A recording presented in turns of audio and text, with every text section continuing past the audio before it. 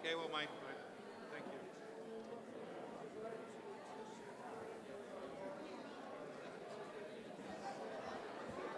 It's for the blood. Actually, I did fry one yesterday, or Friday. All right. Well, then when I left early, sitting next to you, Right. that was kind of hard. Well, yeah, that was asking like a really sensitive question. Well, it turned sensitive to me. It's just funny. I cannot think about what the hell her favorite Christmas without getting over the front. I can't. Well, I talked to Rob again yesterday when I saw him yesterday, and he said, "Don't worry about it." I said, "Well, I tried to tell the story and get all the way through the end. I started crying again. Well, the first time I met Michael Shimada, I walked up and shook his hand and congratulated him. He was right there.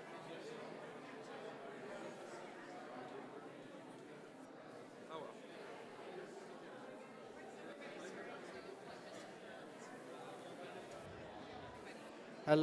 Hello, ladies and gentlemen. We're going to be starting in about 5 minutes. We're a little bit oversold apparently. So if you do have empty seats beside you, it might help if you would raise your hand, and please try to be considerate of seniors that may require a seat. Thank you. We'll start in 5 minutes.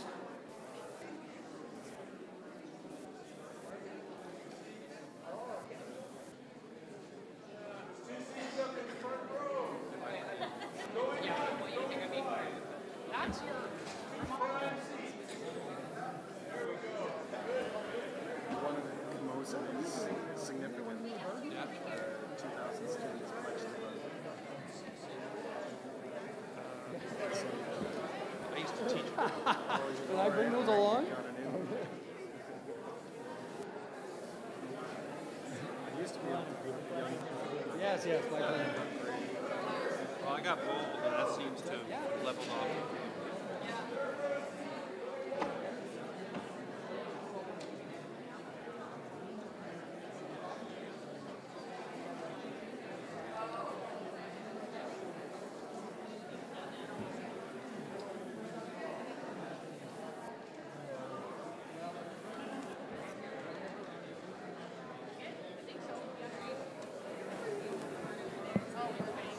Oh, yeah.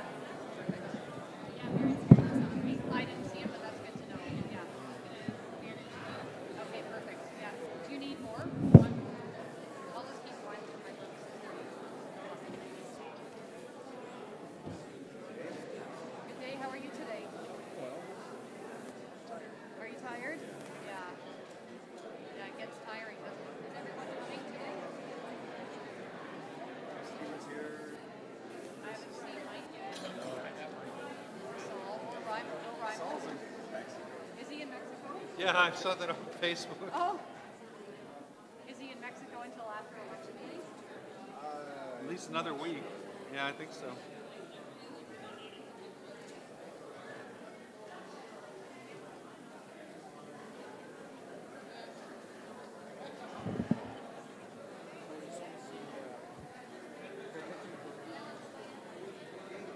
Out of the stand, because once they get it in their clutches, it's a bugger to get it up back out. But if all they're doing is moving it up and down, it's totally different. Fair enough. You've obviously speaking from experience.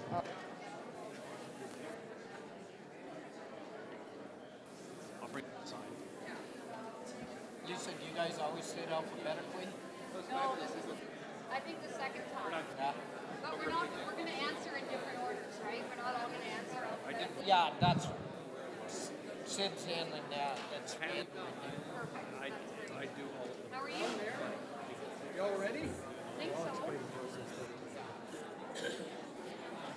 They headed home, right? If we had a full-time I don't tech know. guy, I that's assume it is. right?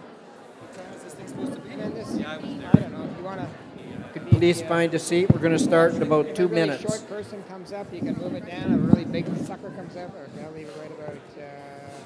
Otherwise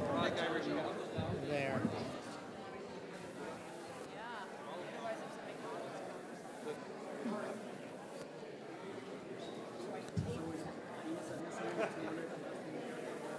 you're missing out on this. A little bit of beer.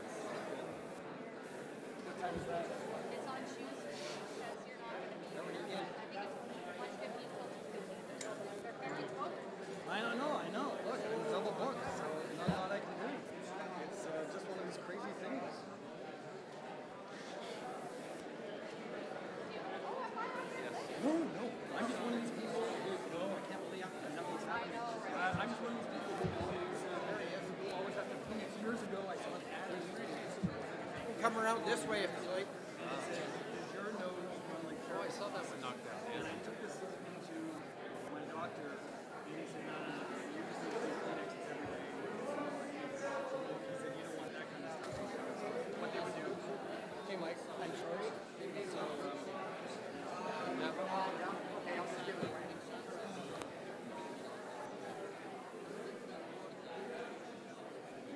So, well, I met Yeah, one person who said she had a uniform on her family. Yeah.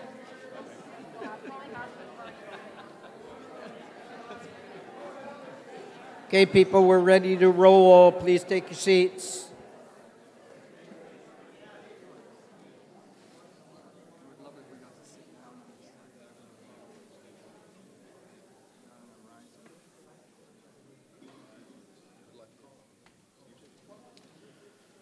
What a great turnout.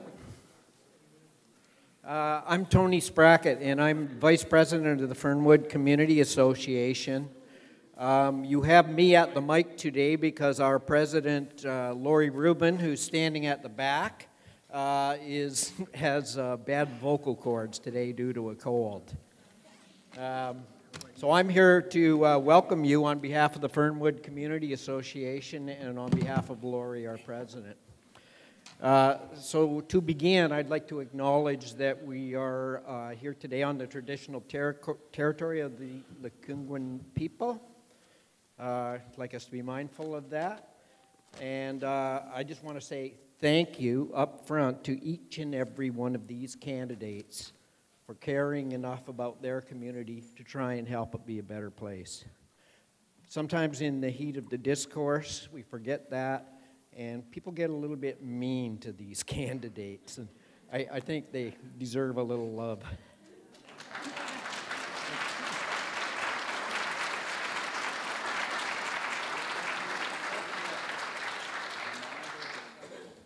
I also want to say some thank yous. We had an organizing committee of Lori Rubin, Mary Jane Crawley, David Maxwell, Sid Taffler, and John Farquharson. We had lots of volunteers to help us get set up. We also need to say thank you to the Fernwood Neighborhood Resource Group for providing the space that we're using today in the community center. Other people that helped out, Friendly Giant, maintenance company in Fernwood, Simply Pure Water. We have water at the back if you need it. All streamed up. So you will be able to, there is a link on the fca.ca website. You'll be able to see yourself listening intently after this. And there are some people that will be listening and watching live. The Eaves of Destruction had this space rented for this time right now. That's a roller skating group, and they were kind enough to defer to us for this use. Also, Pacific Audio Works for this. Washrooms. Who knows where the washrooms are? Do you? All right, down to the back door and to the right, if you need them. Cell phones need to be turned off.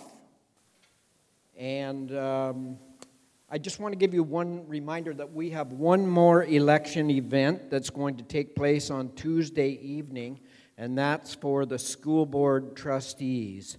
So we've done one for the council candidates. This is the Mayoral debate today, and then Tuesday we have the school board trustees, and that'll be at the Fernwood Community Association building at 1923 Fernwood Road, and it's going to be from 7 till 9 p.m.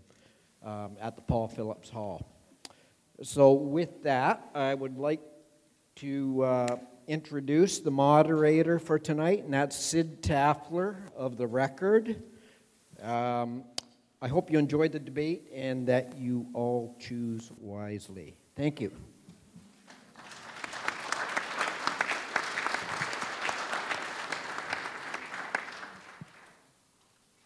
Thank you, Tony. So this afternoon is really about you wonderful people who are here from Fernwood and other parts of Victoria and the candidates. Those of us who are organizing this event we're providing a structure. And the candidates and all of us soon will understand what the structure is, and then we turn it over to you to ask the questions, and we'll explain the process in a minute. One exception to that is, as we begin, with respect to the people who are the chief organizers, the Fernwood Community Association, there'll be the first initial question from the chair of the Land Use Committee. After that, all the questions come from the audience members. And this is the process. And the candidates have all been made aware of it, and now we'd like to make the rest of you aware of it as well. And there were some handouts as we walked in. So there'll be brief introductory remarks by each candidate. We'll go alphabetical order, and the closing remarks will go reverse alphabetical order. So that's the first part of the process. And then we'll have our question from David Maxwell of the Community Association. And those of you who want to ask questions, you may know this already, but the process is you put your names, you give your names to the people at the back there who have the table, and your names go in a box. And then they are drawn out 4 at a time. 4 people at a time are invited to that microphone there in the middle. I hope that's clear. It's right there in the middle. And when you get up to ask your question, please, you have 30 seconds. We want to keep this going at a good pace so we get enough opportunity for everybody who wants to ask a question to do so. So you have 30 seconds to ask your question, and please choose 2 candidates. We're not going to have all the candidates ask your question. Choose any 2 candidates you wish. After they introduce themselves, you'll know who they are, and perhaps you already do.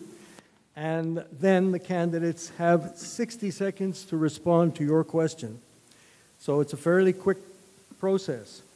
The other option we've added is to allow for some spontaneity, which is that the candidates each have 2 wild cards. There they are. And so at any time when a candidate is not chosen to respond, he or she may play a wild card. In other words, you didn't choose candidate A, B, or C to respond to this question. He or she uses wild card, and then they get a chance. But of course, they only have 2 wild cards for the whole evening. And their chance is, they have a little more complication. They have 2 options. One is, they may respond to the question in 60 seconds, just like the other candidates did. They also may say, I challenge. I challenge X candidate or Y candidate, which means they want to specifically challenge what was said by a previous candidate. And then that challenge has to be done in 30 seconds. I know it's complicated, but Neil, our timekeeper, is aware of all these parameters. How long do we have for opening remarks? 60 seconds. Okay. 60 seconds for opening remarks. And then once the challenger challenges within 30 seconds, that precipitates a 2-way, moderated, hopefully not moderated in detail, exchange between those 2 candidates. Is that fairly clear? Okay, is it clear to the candidates as well? 2 minutes. 2 minutes. Good. Okay, thank you very much. And then, of course, at the very end, we will have 60-second closing remarks by the candidates. I'm anticipating that to be roughly 5:45 p.m. Our timekeeper is Neil Williams. Thank you, Neil, sitting in the front here. And he will flash the candidates, and the moderator should know he will flash an orange. You have orange and red, right, Neil? He'll flash an orange card when there's a 10-second warning, and then that's a good time for the candidate to wrap up his or her remarks, and then a red card when the time is up. Pretty clear, I would say. So at this time, I think it's appropriate for our candidates, and we are very grateful that they're here, and I agree with everything that Tony said about their sacrifice and how much we appreciate it. I'd like to also add that, of course, if you have your cell phones off, that would be good. And we all, especially me, but we all should be respectful and have a well functioning and productive debate. So I'm going to ask people not to hiss and boo, but also just in terms of time, think of this as a theater performance and only applaud at the end, because a lot of applause takes a lot of time, and we also know that some candidates have more supporters than others. So I'll request that of the audience as well. So we'll all respect each other, and we'll have excellent debate with some excellent candidates. So are you ready, Neil? Okay, we're going to start our 60-second introductions with... Do you want us to stand? As you wish, yes. With Mike Gagan, please. Hi, my name's Mike Gagan, and I'm running for Mayor of Victoria. First of all, I'd like to thank all of you for coming out today. This is an extremely important election. The reason I'm running in this election is because I see a city that I have lived and or worked in my entire adult life rapidly sleepwalking towards a future where it's going to be only for the very wealthy and the very poor. I want a Victoria where middle class and working class people can still have a home, where young people can still start families. And that's why I'm extremely proud that another candidate, Rob Duncan, who's a well-known housing and anti-poverty activist, has endorsed my campaign. I worked for 7 years at the BC legislature, including 4.5 years as a ministerial assistant in the Mike Harcourt government. I have a 22-year-old son, a 17-year-old daughter, and a 12-year-old daughter. And right now, none of them have a future in this city. Small business people can't find employees that are to work, and those employees can't find a place to live. As your next mayor, I will solve this problem. That's why I have the backing of the Vancouver Island construction trade unions and people like the mayor of Langford. Thank you. Thank you, Mike. And now, Stephen Hammond, please. Thanks. 1 year ago, yesterday, I was on CFAX, and I asked the question, do people want to change in their mayor and council? If I was alone, I had better things to do with my time. But I was not alone. The word got out, and we did a survey of more than 500 people, most of them agreeing that we needed a change. Our numbers grew, and all of our volunteers held community consultations in which we talked to people and then came up with the principles. After that, we went and found candidates to run for council. We've got Ms. Randy Joel, Gary Alberts, Stephen Andrew, and Andrew Reeve. And in this process, we have more than 100 volunteers who are doing fundraising, they're doing door-to-door canvassing with me, they are doing pamphlet drops and fundraising as well as election day prep.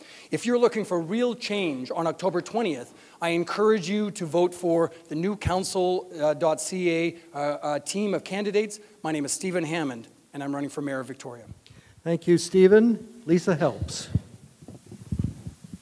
Good afternoon, everyone. Thanks for coming today. I haven't been nervous before a debate as I have been today because this is my own neighborhood, and it's funny when you're on home territory, you get a little bit more nervous. When I took office 4 years ago, we had an unfinished bridge, an unstarted sewage project, a retail vacancy rate above 10%, no dedicated money to homelessness and housing, a transportation system stuck in the 20th century, no real leadership on climate change.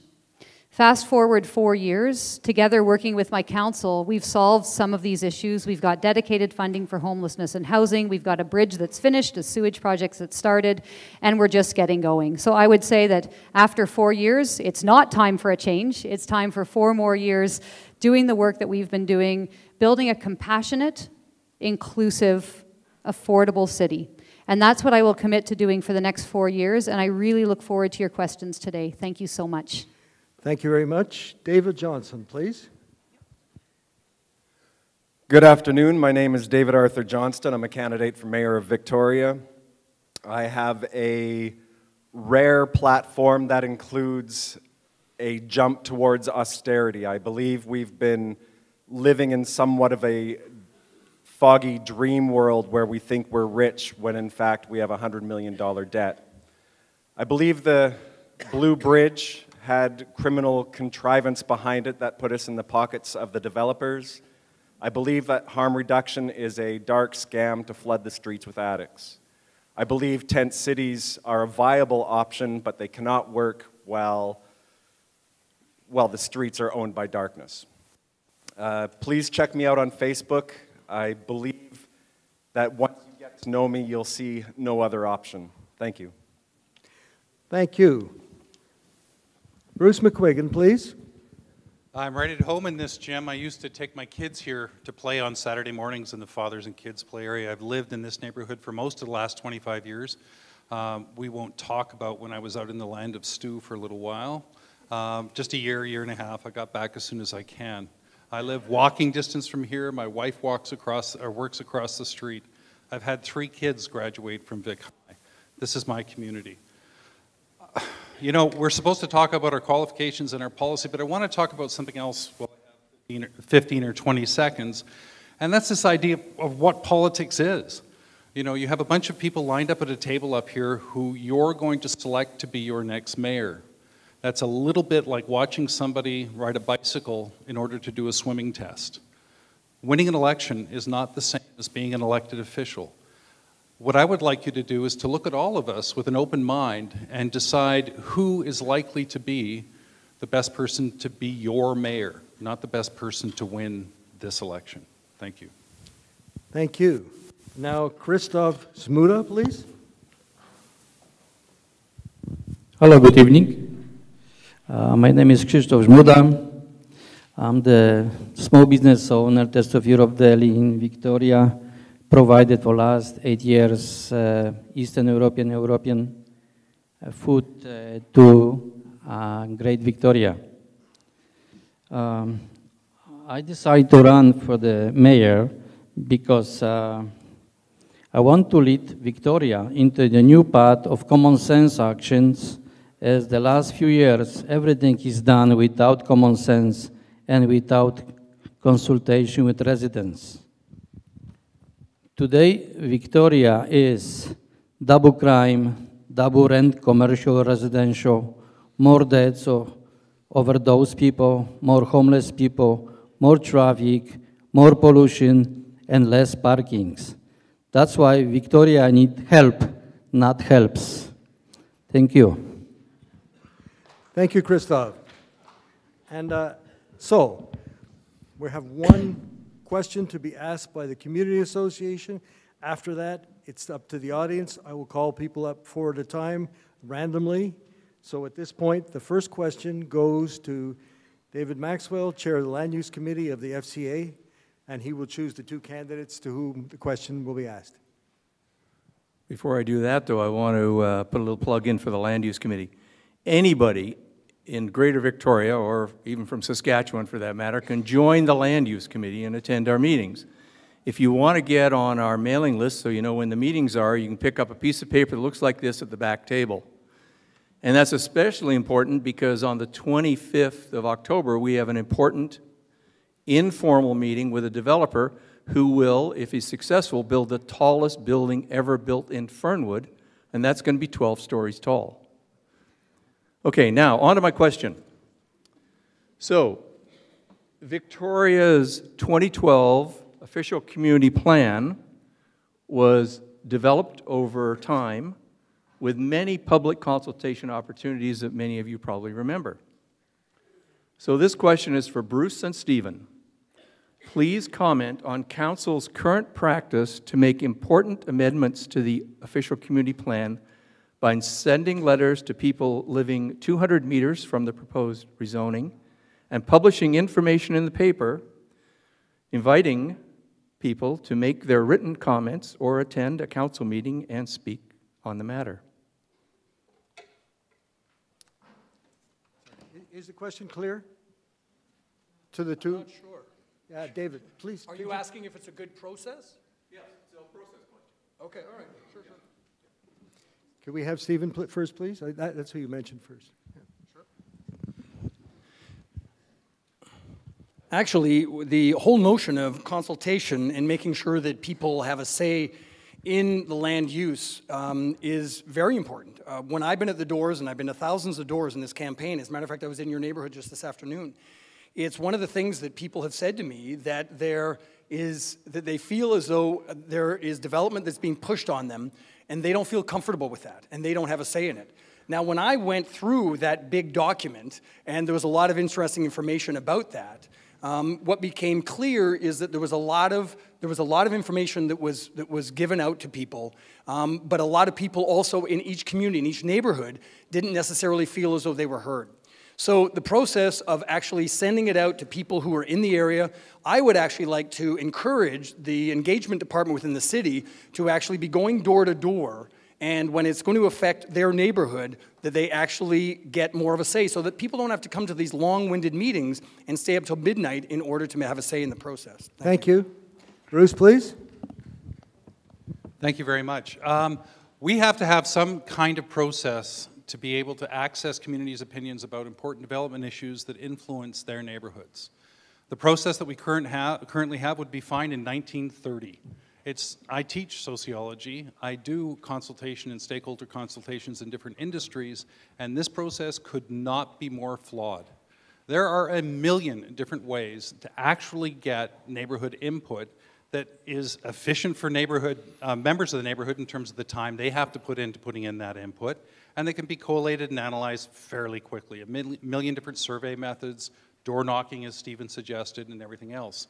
So that's the kind of process that I would bring in, a more informed social research process.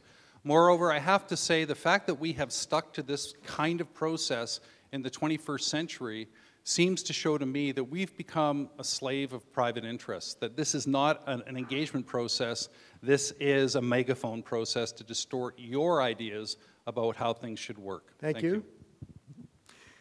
Thank you very much, and thank you to the Community Association. I'd like to now call up our first 4 audience member people to pose questions to 2 candidates of their choice, and they are Rosalie Schmidsader, please.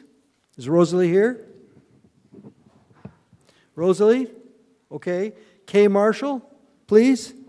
Is Kay Marshall here? Please, to the mic, please. Floyd Martin. Floyd Martin, please, to the mic. And Leanne Trenchard. Leanne? We'll go third. Okay. So please, one at a time, please, Kay, ask your question at the mic and pose it to any 2 candidates you choose.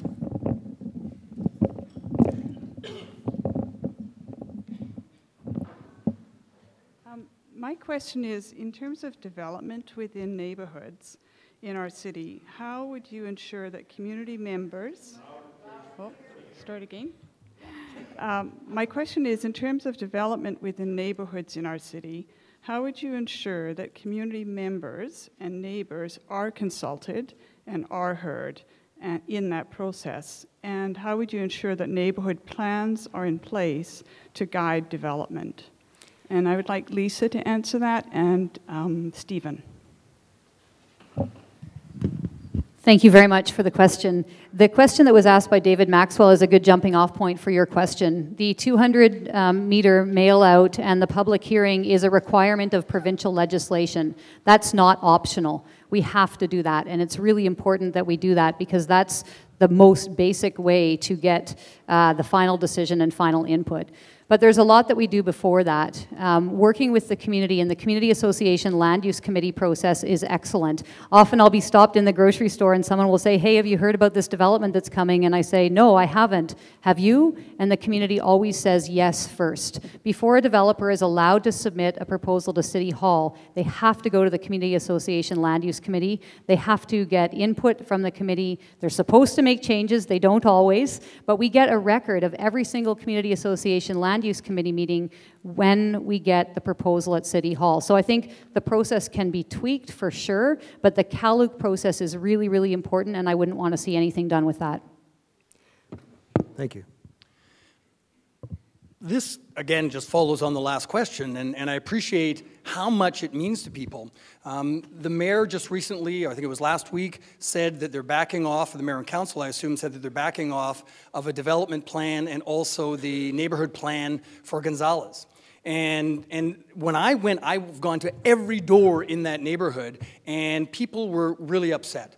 But you're looking for suggestions, not just criticism. And the thing is, I am saying that we must absolutely listen to the neighborhoods about this. And I'm not interested in hearing from people who are saying it's divisive and no one wants change. Everyone recognizes this is a fantastic place to live. Everyone recognizes that where we can increase the population that's reasonable for the neighborhood, that people are fine with that. But what you've got to do is you actually have to listen to people. It can't be 2 weeks before an election when people have been saying that it hasn't been fair for the last 2 years, that's when you listen to them. And so I'm saying we got to have the real consultation, listen to what people want, and then we go forward with any of these plans for development. Thank you. Our next questioner, please. Sid. I'm sorry, there's a challenge. You wish to be a challenge or just to respond? Okay. As well. Okay, sorry. Hi, Bruce McGuigan again. I think I think if we had a voice vote right now on a 12-story tower in Fernwood, let's do that. How many people want a 12-story tower in Fernwood? We don't want a 12-story. There we go. So one of the problems that we have is that we have a process in which you actually have no say. You get to have input, which then gets to be ignored. And this is what everybody in every community in this city has experienced. You have input that gets to be ignored.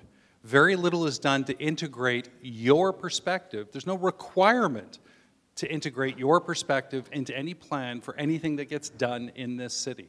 Let's bring about a process for planning that allows us to require planners to satisfactorily incorporate the input from the community. In effect, let's have a plan around which we can agree that there are goalposts through which a development has to be kicked, and that neighborhoods can say, not outside those goalposts. We don't have that right now. And something as much like the flawed, okay, I ran out of time. Thank you. Apparently. Yeah, thank you. No, not okay. for me. We now have our next member of the public to ask a question. Leanne, please. This is for Michael and Lisa. Just looking at going ahead with the Crystal Pool and the Central Park development, and just wondering how you see, what your feelings are about that, and how you would proceed with the use of base and our new pool. Thank you for that excellent question. I have an apartment right on Queens Avenue, so I'm right in behind the Crystal Pool, and certainly the first project that I became aware of, the substantial costs, et cetera, I wasn't impressed with, and I certainly lean towards refurbishing the pool. However, in further subsequent discussions, I am also concerned about the amount of downtime that would occur with a refurbishment. So although I am inclined to refurbish rather than replace, if that leads to an excessive amount of downtime for that pool, say 2 years, and if the costs of replacing can be comparable to that of refurbishing, I am open to that. In short, I want the best outcome for the people who use that pool, and I want the best outcome for the taxpayers of Victoria. And I'll let the facts guide my decision. Thank you. Thank you very much. The facts are that we did a detailed business case analysis to determine whether renovating, refurbishing, or building a new facility was the best value for taxpayer money. And what we came to, looking at the life cycle of the asset, so a new pool will last for 50 years, is that replacing the pool is the best value for taxpayer money. The challenge that we're in right now is people love the pool, and I was just there this afternoon. People love the pool, and people love Central Park. People love both of those things. And the big challenge that we're going to have after the election is two things. One, making sure that we meet the federal and provincial funding deadline of January 31st, 2019. We cannot miss that deadline, or everybody else in the province is going to get the money, and we are not. Number two, that means we're going to have to make a really, really difficult decision as a council and as a community. Do we build the pool where the park currently is and move the playground and the basketball courts so that that can still be used, or do we close down the pool for 2 years? And that's a big challenge. We're going to have to grapple with that, and I'll tell you more when you ask another question. Thank you very much. So, Floyd, if you'll hold on a minute, Floyd, we'll ask our next question. But just to keep the flow going, I'm going to call up the next 4 people to pose questions as well, if they can please take the mic behind Floyd. And they are Riga Godwin, sorry. Mona Brashuk. Mona? Is Mona here? Thank you. Ross Crockford. You can just take your place behind the mic. Thank you. And Raymond Saint-Arnaud. Is Raymond or Raymond here? Thank you very much. Floyd, your question, please, and who the two candidates you'd like to respond. This question's for Bruce and Stephen, and I'd like to know where you stand on the amalgamation of all the municipalities.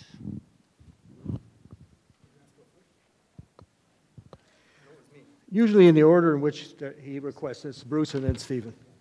Thank you very much for the question. I'm not ducking it. Well, first of all, yes to amalgamation. Second of all, the biggest issue that we have in amalgamation and legitimately reaching out to other municipalities to try and have some kind of integrated political structure to be a community together is that we're not a community together in Victoria.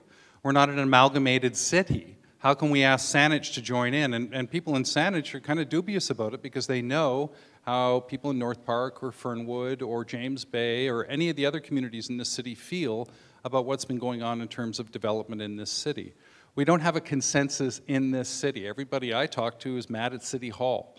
You know, we just had a land use process completely stopped because the neighborhood, Fairfield Gonzales, didn't like what was going on.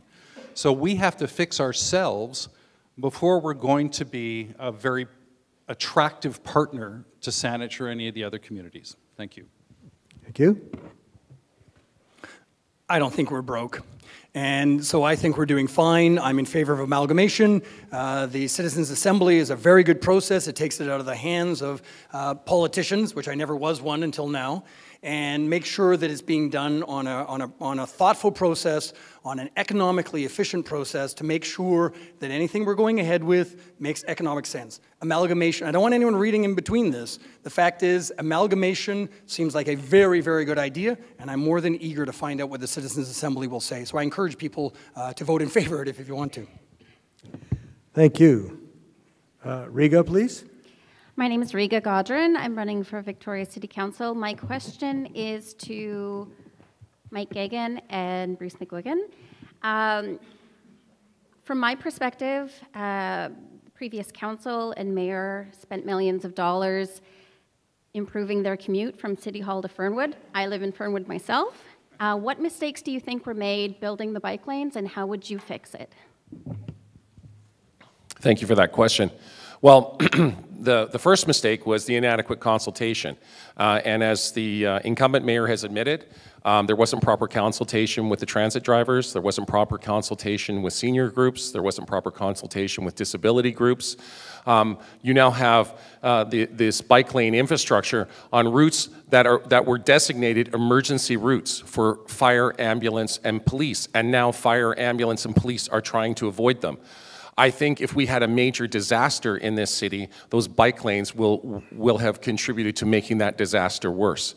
So the good news is that David Eby, the Attorney General, has let me know that ICBC is planning on spending $250 million, yes with a B, dollars on bike lanes in the province of British Columbia.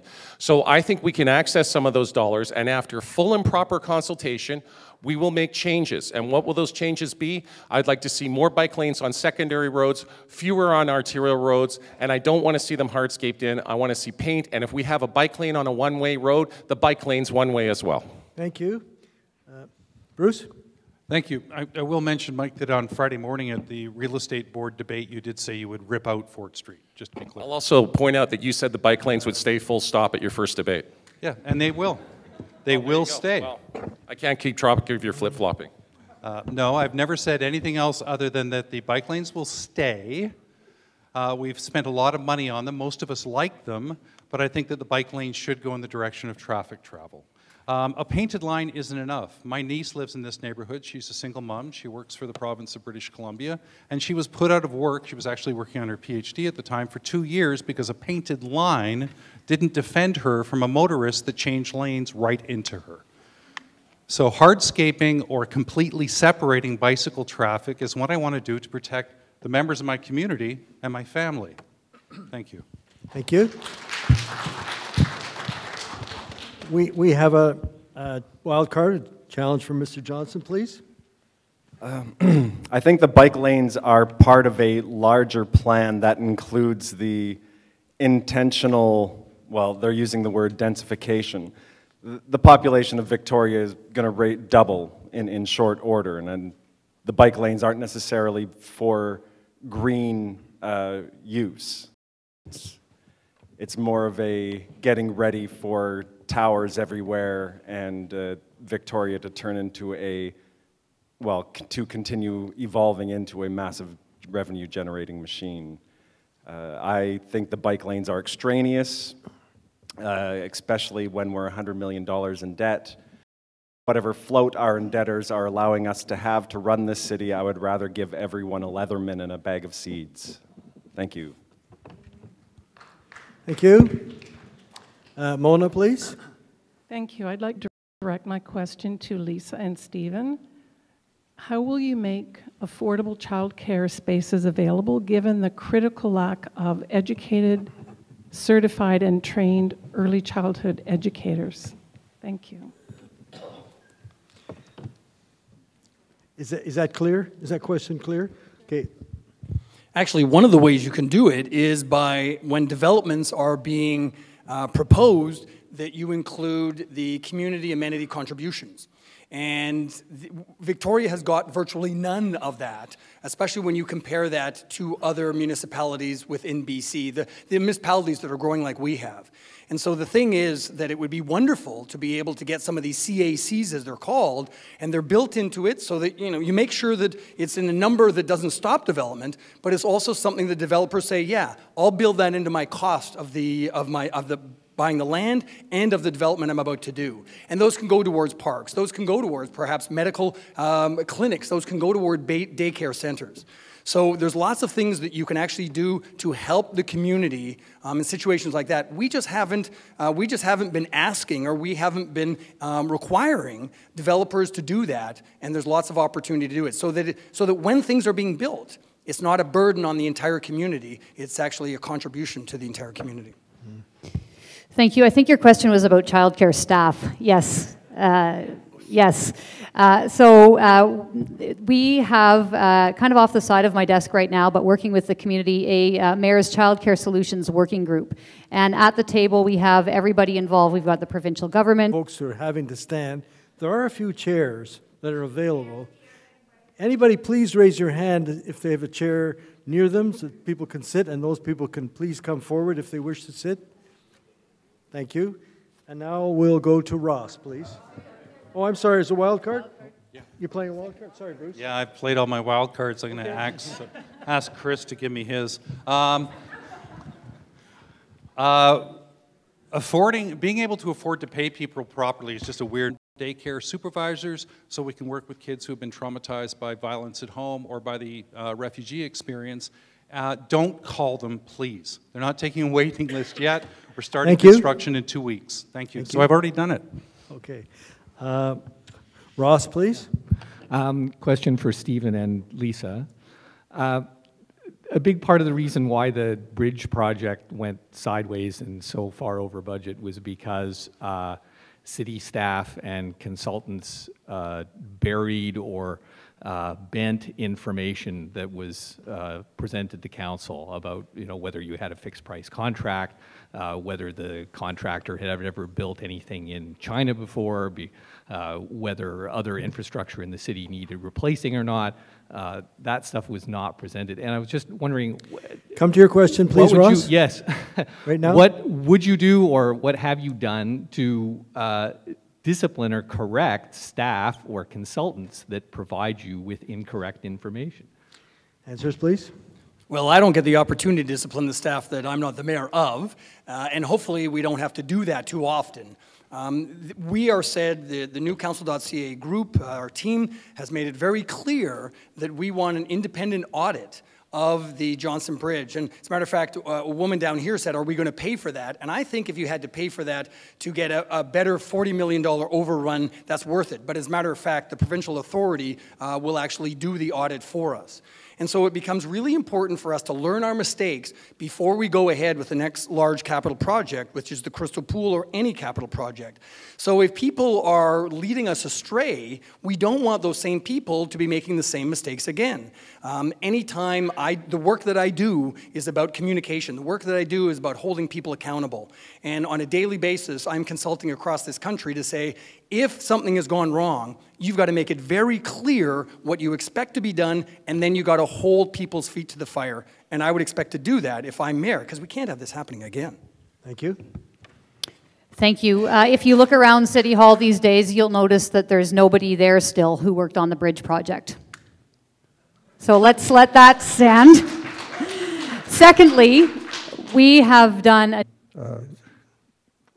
Is that a things question? That have been laid on us. Yes, and I addressed this to Steve and Bruce. Sorry, who were the two? Steve and Bruce. Steve and Bruce. Steve. Is the question clear, Stephen? Well, although I didn't hear the one about daycare that well, my apologies. When I was in the Gonzales area, just as an example, people were saying to me that they're being forced to take, the plans from the city. And I said, I must be missing something, because I thought that these neighborhood associations actually got to have a say in what's going on. And they said, no, we keep getting pushback from the city on this. And so that's why I was confused, because I thought it doesn't make sense. When we set, what my desire is to do is to create certainty. The plans will be in place. And if you come to this city with the plans that meet those, that aren't bigger, that aren't more dense than what the community has allowed for, then you'll be able to go ahead. But if you go beyond that, then you're going to have to show that there is substantial, and I mean substantial, community support for this. So unfortunately, I'm not in there now, but what I would really like to do is make a positive change where people don't feel as though the city is forcing things on them for any of the development plans. Bruce? Thank you. Sid has an online magazine called The Record. It's, victoriarecord.com, Sid? And I've got an article on that about my feelings around greenwashing and densification and what it's doing to our neighborhoods.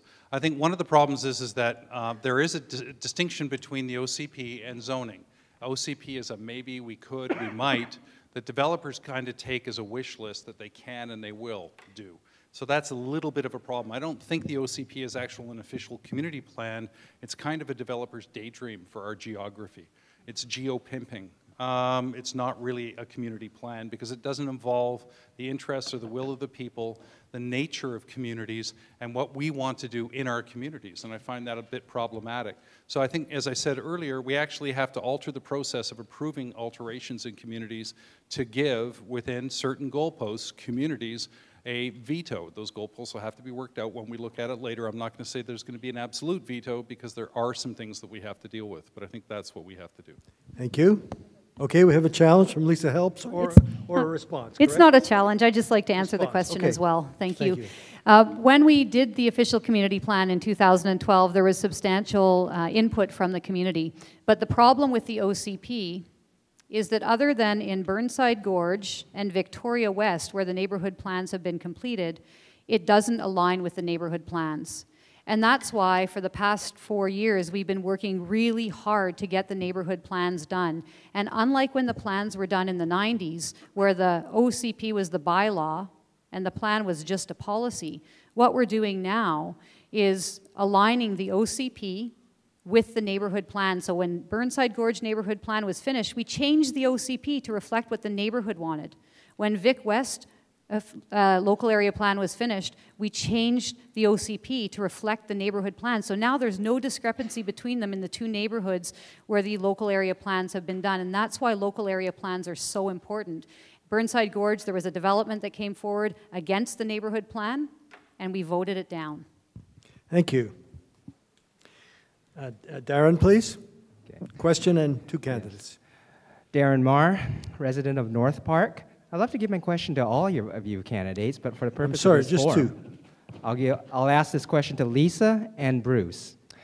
There have been some major projects during the past few years in which City Council have not adequately provided consultation and input from all stakeholders affected, including the Johnson Street Bridge, the Downtown Bike Network, Crystal Pool, and Indigenous reconciliation efforts.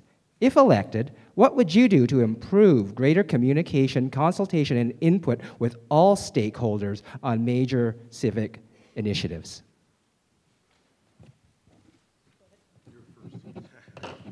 Thanks. I'm so glad for this question because there's this narrative out there that we're doing a terrible job at consultation. And I'd like to tell a different story. The story that I'd like to tell is that over the past 4 years, and this is a story based in facts, it's not imagination. Over the past 4 years, we've done hundreds of consultations. The Vic West Neighborhood Plan, the Burnside Gorge Neighborhood Plan, the Plastic Bag Ban Consultation, the Arts and Culture Master Plan, the Parks and Open Space Master Plan, the Cecilia Ravine Park Consultation, the Topaz Park Consultation, the Ship Point Consultation, the Centennial Square Consultation, the Climate Leadership Plan Consultation, lunchtime lectures, Black History Month, and so on and so on and so on. And what people keep pointing to are 4 things out of hundreds that didn't go well. I don't know that I need to say much more. We're learning from what doesn't go well, But we've done hundreds of things where we've had positive feedback and positive interaction with the community. We'll learn from what hasn't gone well, and we'll continue to refine the process accordingly. Thank you. Thank you. So a lot of the consultations have gone well, and a broken clock is accurate twice a day. The fact of the matter is that we have a broken, I think, process of consultation. It doesn't take into consideration contemporary consultation tools that we have. I've done consultation, not neighborhood community consultation, but usually regulatory agency consultation with very angry people around regulation. And one of the things that you have to do is actually go looking for the opinions or the perspectives of people who you know aren't going to agree with you. You actually have to reach out to those people because sometimes you're not going to bring them in. The fact that some things go well doesn't really alter the fact that an awful lot's gone wrong, and that people get very upset about it going wrong because they don't feel like they had the opportunity to have their say, or that their say was completely ignored. We can fix that with a much more professional, better planned process of consultation, not a consultation process that frankly looks like a megaphone from City Hall telling us what the city is going to look like. Thank you. Okay, we have a challenge from Christoph, please, or a response to a question, correct? Response? Yeah, this is the question for the Lisa Helps, of course, consultation. I have the question for you, audience. Did she fail and her councils to consult with you about anything in Victoria? Like, for example, make referendum about the removing statue from the City Hall of our first Prime Minister. Did she consult with you? None. That's why zero consultation. So move Victoria forward. You have to eliminate Lisa Helps and her council completely from City Hall and choose somebody who can listen and do the consultation with you. Thank you. Thank you, sir. Thank you. Sorry? No, that's true, please. We're not reacting, but a little bit of it will be tolerated, but we shouldn't really have much. Yeah. No, we should not have much of it. Yes, okay. Mary, please. Okay. Mary Judy Jones from Fairfield. My question is on climate change and environment, and what I see is a very poor record in Victoria.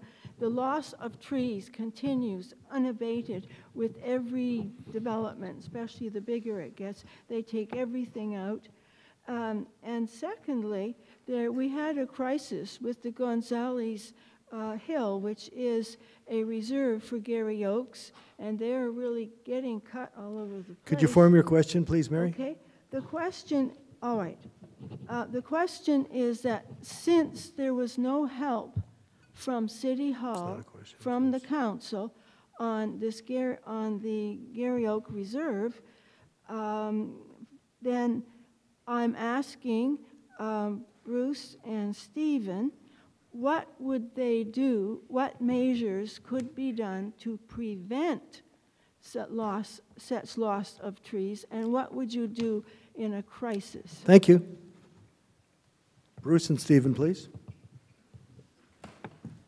Thank you for the question. And actually, I have to be honest and say that until I started running for mayor, I wasn't aware that this was an issue, but I have spoken to a lot of people in different communities about this. We do have a tree preservation bylaw in the city of Victoria, and the fines are really heavy if you do an unauthorized cut of a tree, or do an unauthorized logging of a tree, cutting down of a tree, killing of a tree. But the process to actually get a permit is not really that difficult. And so we have a lot of developers getting their $200 permits to take down trees. We've just had this happen at the Truth Center. We've had this with a whole bunch of other developments where large parts of the urban forest have been destroyed and will literally take 50, 60, 70 years to replace those trees. So that's part of the problem, that we have to stop allowing developers to do that. We have to aggressively protect green space, and part of that we can do through zoning. Land zoned as open green space can continue to be zoned as open green space and not allow developers to turn it into condos. I know a lot of people want an increase in density, but you really can't have that both ways. I also had not given it a lot of thought, other than when Jack and I moved close to the Truth Center, the former Truth Center, and then I actually went to some of the meetings where people were talking about the trees that were taken down. And that was a real surprise to me, because I thought, why in a city as beautiful as Victoria, why, when so many people care about the environment, would you be taking down trees? And then there was a lot of people at the community meetings who were saying, but you're replacing them with very sort of shallow-rooted trees, and this was a concern. So it's something that as I've gone along in the various communities, people have said, look at that tree, that's down, look at that, that's going. And I realize there obviously needs to be more that is done in order to preserve the trees. I think that when you are going for a development, like has been done, and the mayor has approved 95% of the major developments in the last 4 years, that we have got to give more thought to what is happening with the trees and the environment around us.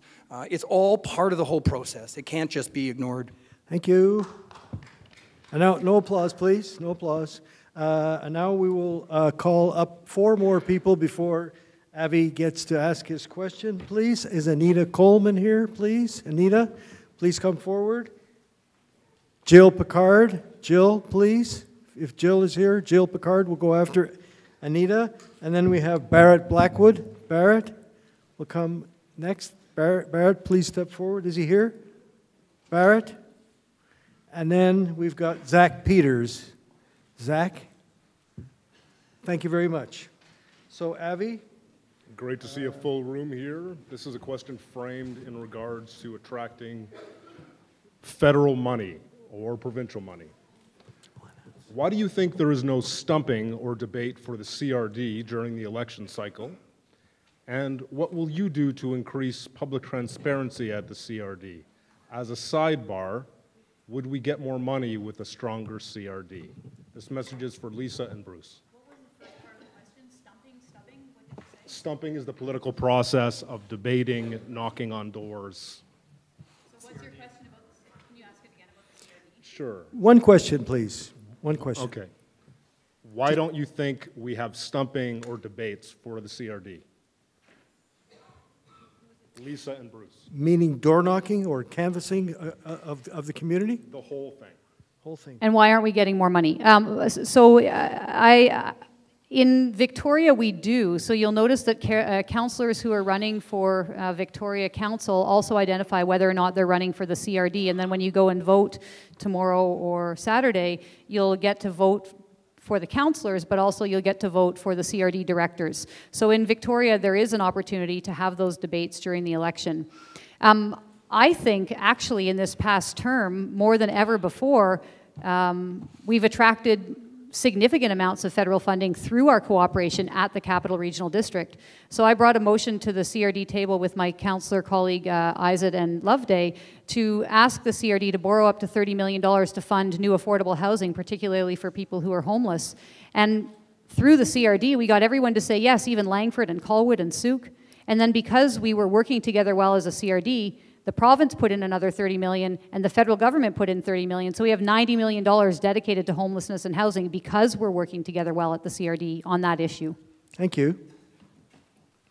Bruce?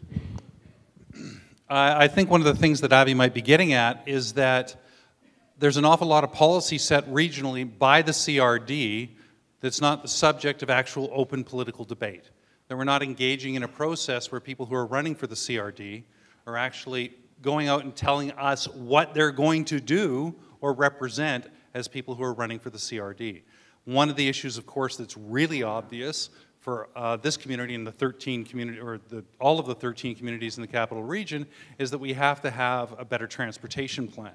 We have to have a transportation system that integrates these communities, and that perhaps if you're running to be a CRD member, that maybe we should be talking about the kinds of things you will represent as a member of the CRD. Just as being an MLA or an MP is a different level of governance for which there are different issues, being a member of the CRD or a representative of the CRD is a different level of government for which there are issues we should be running on. Did I get that correct? Thank you. Thank you. We're going to have Mike now playing a wild card. Yeah, further to what Bruce said, the CRD is part of the price we pay for having the population of less than Burnaby split into 13 different municipalities. But I want to talk about the issue of getting federal and provincial dollars. Now, some of you might not know this, but when the West Coast shipbuilding industry was in serious danger of going extinct, it was the BC building trades that came to me. And I went to Ottawa, and I successfully lobbied first on their behalf and then on C-SPAN's behalf to make sure that the contract for building our next generation of Coast Guard vessels came to British Columbia. When patients in this community in Victoria were waiting 13 months for an MRI, patients with brain tumors, the Victoria doctors passed the hat and they hired me because they wanted to see more public dollars going into public MRI facilities. And that campaign was successful, and we ended up doubling the amount of provincial funding that goes into MRIs. So if you're looking for a mayor that can actually get dollars and has a proven track record of success in terms of lobbying the federal and provincial government, then I would strongly encourage you to vote for me on October 20th. Thank you, Mike. Before we proceed, I just want to ask the audience, are there folks here who would like to ask a question and haven't had an opportunity yet? Please give me a show of hands. Anybody who would like to ask a question hasn't? Okay, if you would do me the honor of submitting your name in the back, and then we will include you in the question process. Please go to the back where we have people taking names, and we will include you in the question. Anybody else wish to ask a question and hasn't had the opportunity yet? Okay, well, that's the process. Please go to the back, and we certainly have the time left to put in several more questions if you wish to ask one. Now we'll go to Anita, please. Question and 2 candidates. Hi. Over the last few years, there's been a lot of construction of million-dollar condos. How is this providing affordable housing for Victorians that live and work here? This question is for Lisa Helps. Oh, and Bruce. Great. Thank you very much. For 30 years in Victoria, there was no new rental housing built. 0. And so when we see cranes out there, we think those are all million-dollar condos. But in fact, what we've seen over the last 4 years is over 1,000 new rental units under construction. Not million-dollar condos. So there are 1,000 new rental units of construction. Yeah, if she, yeah. I think you should let Lisa answer the question, please. And that's not good enough. And so what we've been doing for the last 4 years is also working really hard on affordable housing. We've convinced the province to buy every single vacant building in this city and fill it up with affordable housing. So Mount Edwards, Johnson Street Manor, Tally Ho, Super 8, those are now publicly owned buildings that will be in public hands forever. At the same time, we've partnered with the school district. We're opening 88 units of affordable housing for families in Burnside neighborhood. And when I say affordable, they're run by Pacifica, so truly affordable. We're opening a new fire hall on Johnson Street. On top of that, there'll be 130 units of affordable housing for families there. We've got another project in the works with the school district as well. Thank you. Bruce, please. Thank you for the question. And I keep using the example of North Vancouver, the district of North Vancouver, not the high-rise part at the bottom of the C-bus, bottom of the hill, but the district of North Vancouver, which has a similar population to us. And with half of the built units that we've built over the last few years, they extracted $148 million in community benefits. If they had the same number of units that we've built, that would have been closer to $300 million.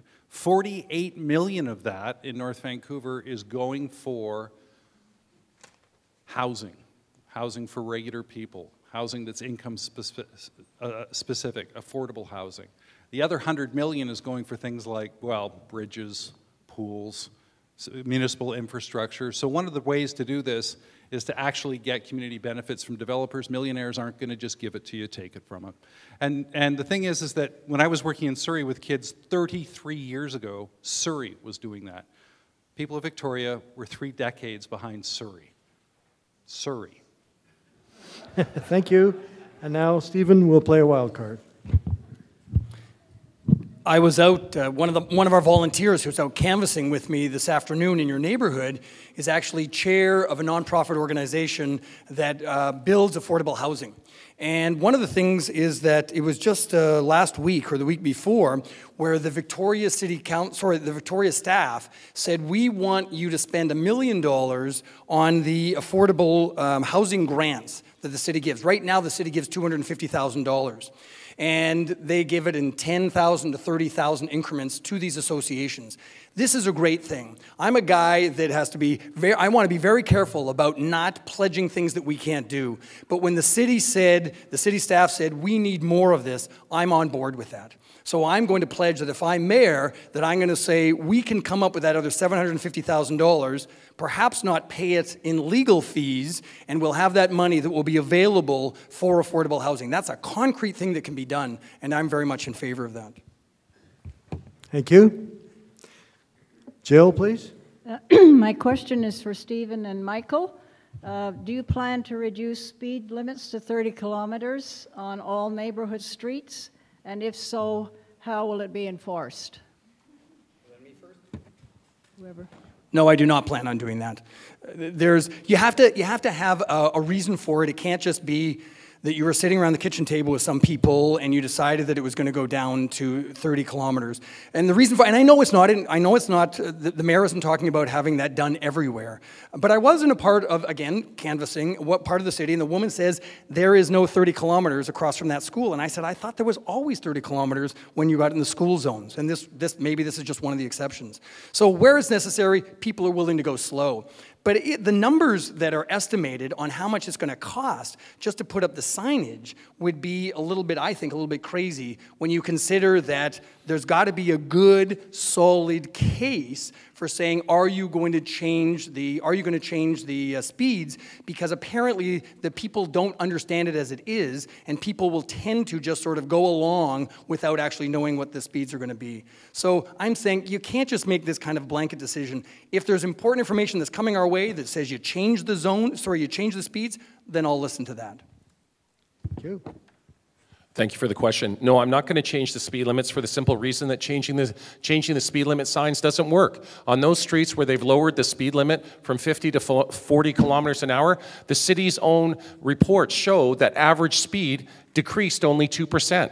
The fact is that the majority of drivers drive to road conditions. They don't drive to posted speed limits. There is a minority of people who do, and that's why it's very dangerous when you have a highway that's built for 110 or 120 kilometers an hour and you put a speed limit of 80 kilometers on it, because you'll have 15% of the population that will drive it at 80 kilometers an hour, and the other 85 will push it and go 20 or even 30 kilometers above the speed limit, because that's what the road and the conditions are built for. So I think the most effective way to calm traffic is having traffic calming measures. Obviously, in neighborhoods with narrow roads and constricted roadways, people are naturally going to drive slower. That is how you get slower speeds. But on major arterial roads, it is an exercise in futility to have speed limits lower than 50 kilometers an hour. Thank you. And now we've got Barrett and Chica. It looks like Chica's asleep. Is that okay? We can proceed? Okay, Barrett. Yeah, thank you. I'm born and raised here. I live right at the end of the block here. So I see all the changes in this city, good and bad. And I just want to know what can be done to stop stigmatizing and vilifying my fellow citizens. Because I've attended all of the mayor debates, and I see these angry candidates separating and dividing us. They're calling us special interest groups if we're cyclists. Could you or make it a First question, Nations. please? Yeah, my question is, what can be done to stop vilifying and causing division amongst my fellow citizens? You know, Okay. I'm born and raised here. I see people move here all the time. I don't resent that. My grandmother suffered in residential schools, and I don't feel that she should have to tell her story over and over and over again. Could you choose two candidates to answer your question? Yeah, my question is for David Arthur Johnson and for our Mayor Lisa Helps. Thank you. David?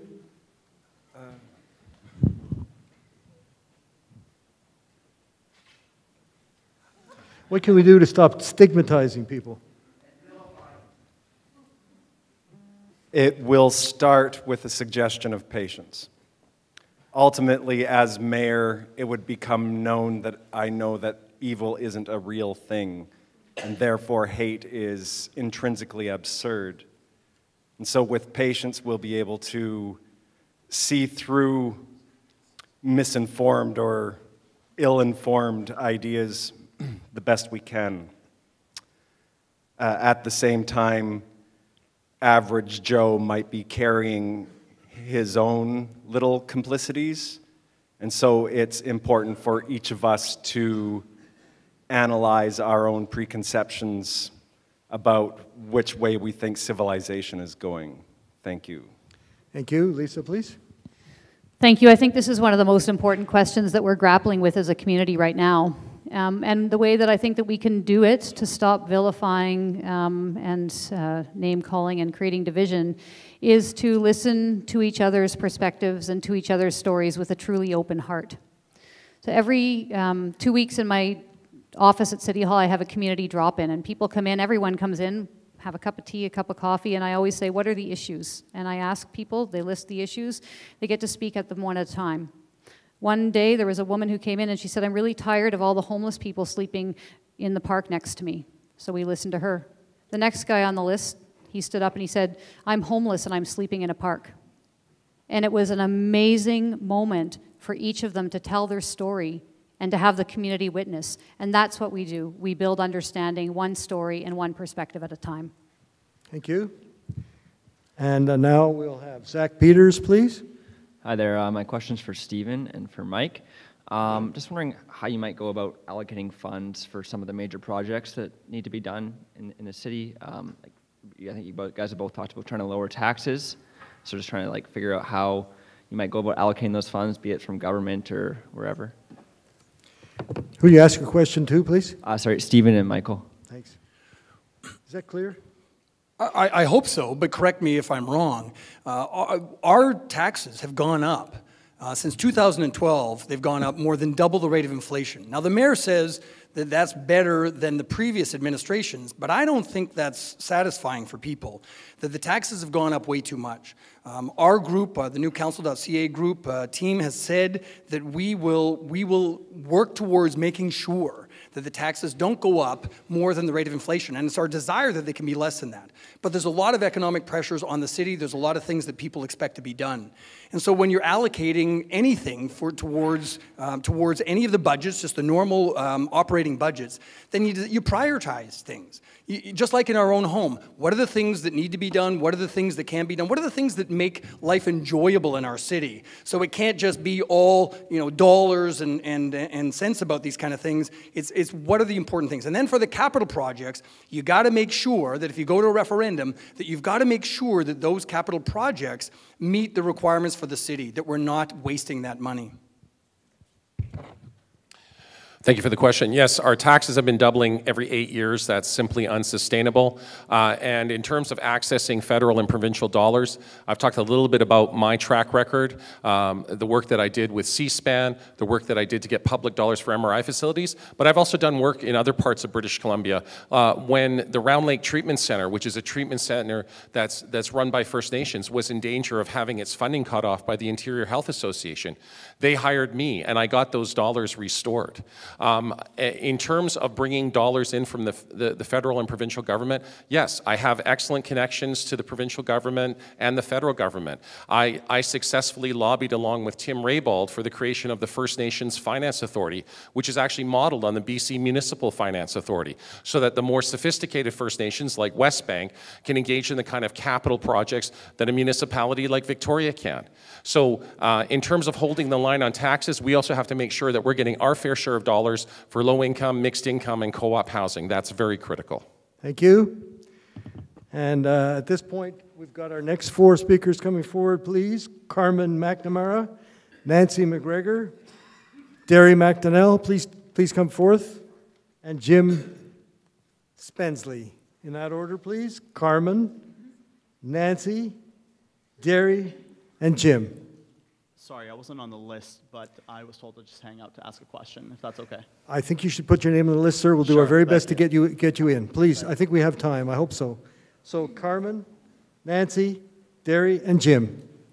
Thank you. My question is for Bruce McQuiggan and Stephen Hammond.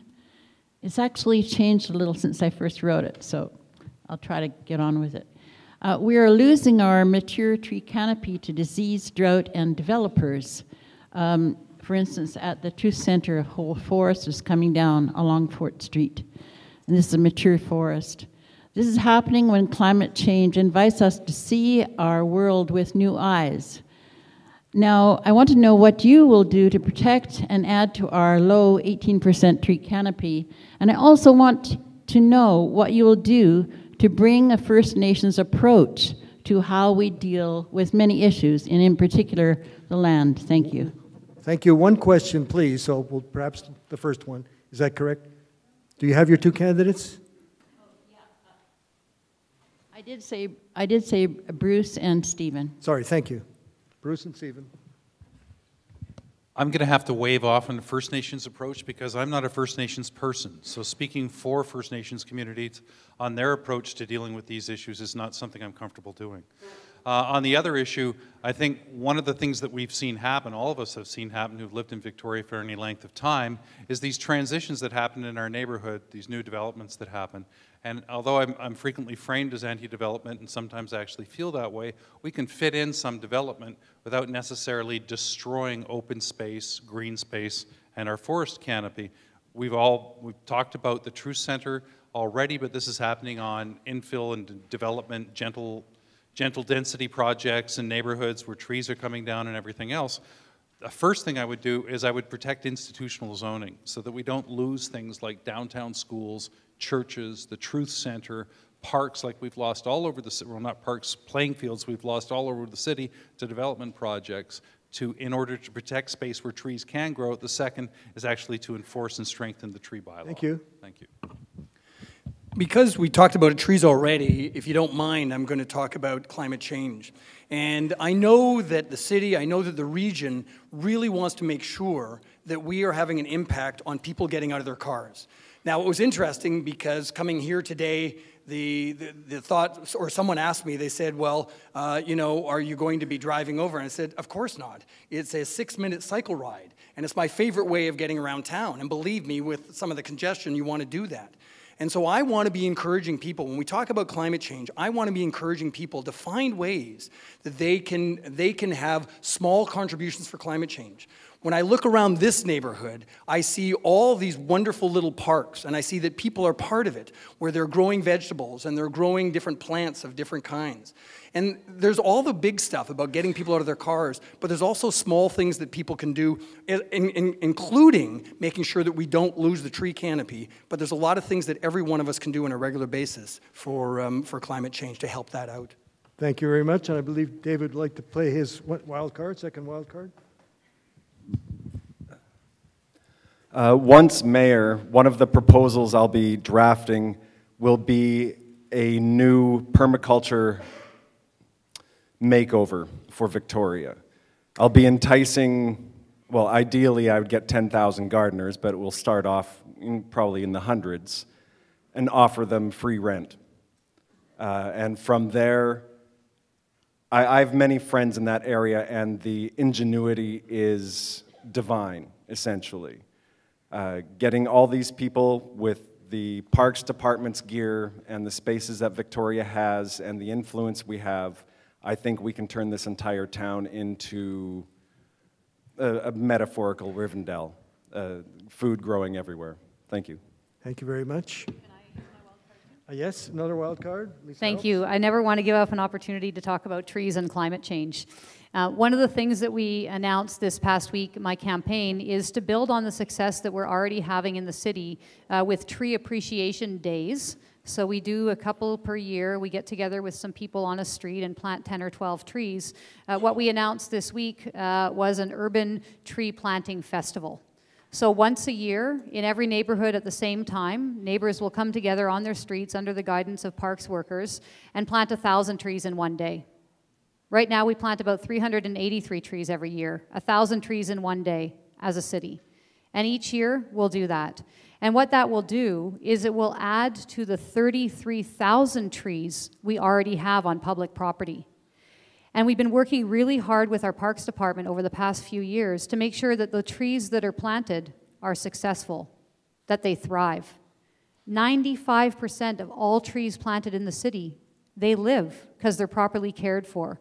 So increasing the tree canopy is a huge priority, and you'll see it when you go to my website and look at my platform. Thank you. I'm just going to, again, mention there are seats that are not occupied for the people in the back.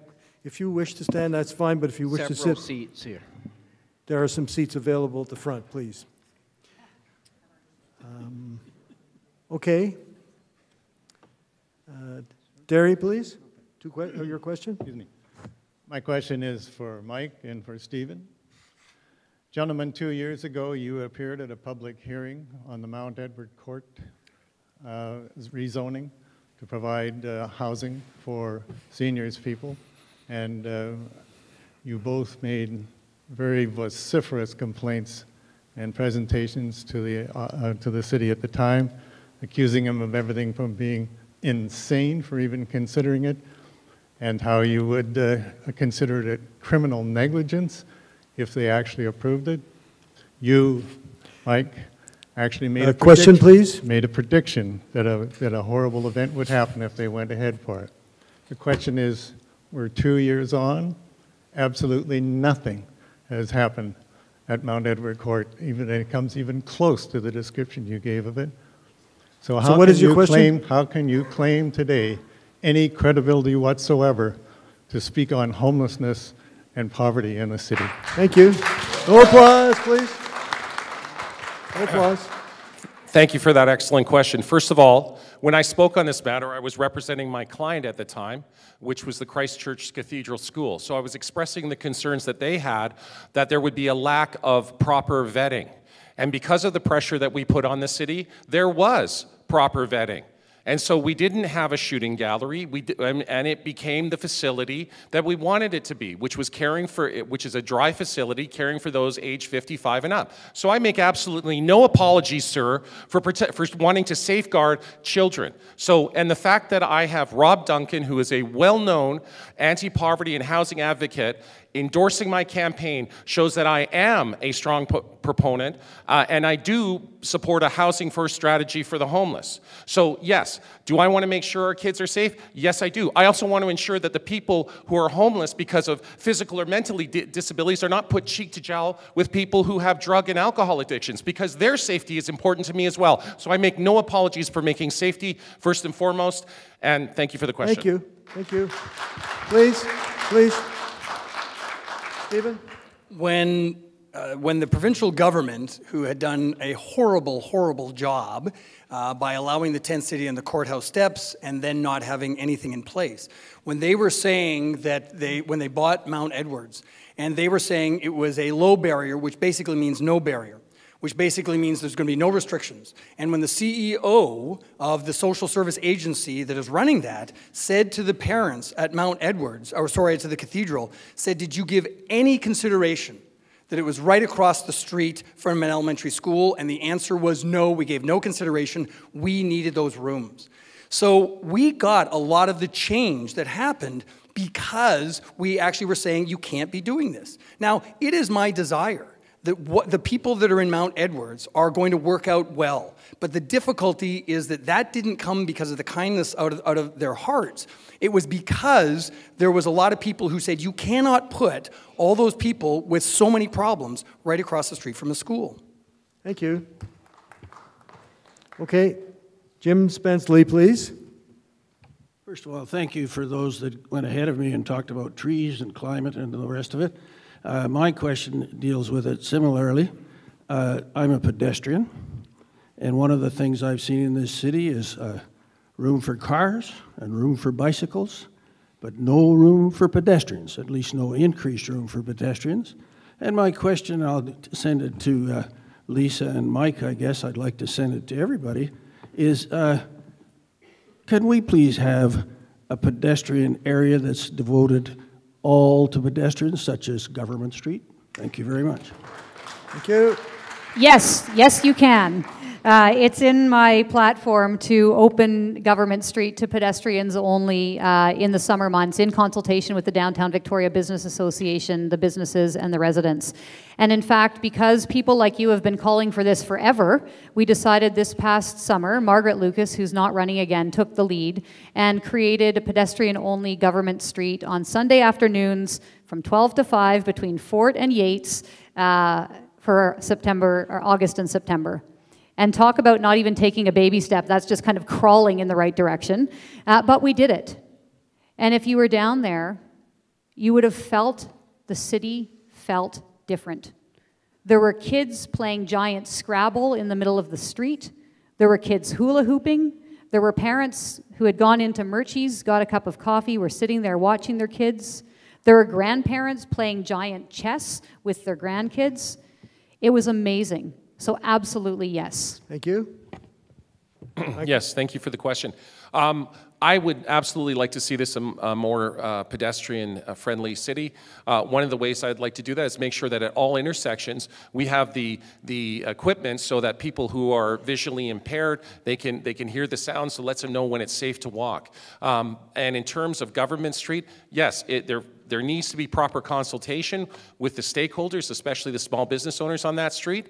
But certainly, I'm amenable to doing something like that for the summer months because I think it would also be a boon to tourism. And in terms of, I know there was a question earlier on amalgamation. One of the reasons I'd like to see us amalgamate with Saanich is I think the entrance to our city should be improved and that we should have elevated bike and walkways going across both the north end of Douglas and the north end of Blanchard. I think that would tremendously add not to the walkability and bikeability of our region. Thank you. And we have 4 more now. Please come to the mic. Sean Leitenberg, James Embler, James, Pam Grant, and then John O'Brien. And then that's it. 4 more. Okay. In that order, please. Sean. My name is Sean Leitenberg. I'm running for Victoria City Council. We have a real problem keeping doctors in this city, and I'd like to see something done about that. One suggestion I have is to reduce the commercial taxes that a doctor pays on his office so that we can incentivize more doctors to move into Victoria and less to leave their private practice. I've lost 2 doctors in the last 5 years. Luckily, I have friends. I've got another one, but I know tons of people who cannot find a doctor. So I'll ask Bruce and Lisa whether they would follow suit and agree that we've got to do more to incentivize doctors to stay in Victoria with the possibility of reduction in taxes. Sorry, Sean, I'm going to say I disagree. Doctors make an awful lot of money. They can afford to live here. Maybe they can't afford the same kind of house that they have, I don't know, in Smithers or Vernon when they're living here. But a doctor's salary is pretty good. It's a couple of $100,000 a year. And so they, and that's when they're working 40 hours a week. I have a couple of friends who are doctors who haven't left here, who actually stayed here and have been in practice here for 20, 30 years, and they just recognize, well, they might have to step down to an Audi from a BMW, and they might have to have a 2,500 square foot house instead of a 5,000 square foot house, but that's the price we all pay for living in Victoria. And why should they pay less of a price when they're already making 6 figures whenever they want to? If we're going to actually subsidize housing for anybody, I want to subsidize it for everybody else, people earning below the median income, not the top 10% of income earners in the city. So I'm sorry, we're going to have to agree to disagree. Thank you. Thank you. The doctor shortage in our community is very serious. It's serious across the board. I was meeting the other day with some young folks in the tech sector, and they're trying to attract people here to work, and the question is, can I find a house and can I find a family doctor? And the family doctor is the thing that's made some people say, I can't take a job here. It's really starting to hamper our economy. It's starting to hamper our seniors. And so we do need to do something about it. I don't know that tax breaks are the exact thing to do, but I've been meeting with the Downtown Victoria Business Association, the Chamber of Commerce, some folks from Island Health to try and get our heads around this. And working together with the business community and with Island Health, we will find a solution. Goderich, Ontario has done some really interesting things in terms of attracting doctors. There was a great write-up in the Globe and Mail a couple of months ago, and I think we can look at what they've been doing. Doctors do make a lot of money, so I don't know that tax breaks are the thing, but doctors want easier way to group together and share a practice rather than having one-offs. That's something we've heard from Island Health. So we cannot ignore this, and I've already started working on it. Thank you. James Embler, please. James. Hello. As a senior that has recently moved to Victoria, I can tell you that it is a very difficult city to enter. And my question to you is, what portion of the city's affordability housing plan is directed to seniors on very limited income. My observation at the moment is that for the average senior who is on CPP and OAS, they're probably looking at spending anywhere from 60 to 75% of their income on rent. Did you mention Thank which candidates you'd like? Oh, Lisa helps, and Bruce, please. Thank you. Thank you. The City of Victoria itself doesn't run housing. We don't own housing, but we certainly support the development of affordable housing. And the city runs and participates in the Capital Regional Housing Corporation. We fund the Greater Victoria Housing Society, the Kool-Aid Society, and a number of organizations through our Affordable Housing Trust Fund.